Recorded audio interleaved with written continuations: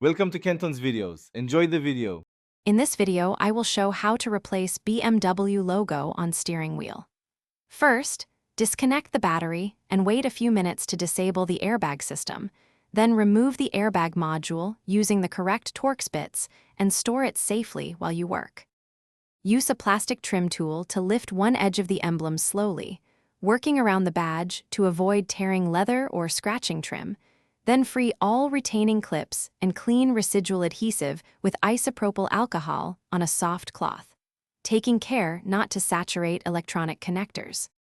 Quick recommendation: if you are working in the car, grab Little Tree's black ice to keep the cabin smelling great while you tinker, because life's too short for a stinky car, and a fresh scent makes DIY more enjoyable. If you like this tip, please subscribe and like the channel. Check the description for the link and other deals. Now let's get back to the video. Align the new BMW emblem carefully so all clips meet their slots.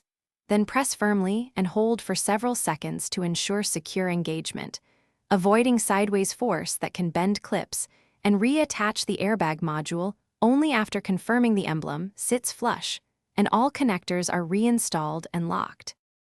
Thanks for watching. Consider subscribing if we helped you.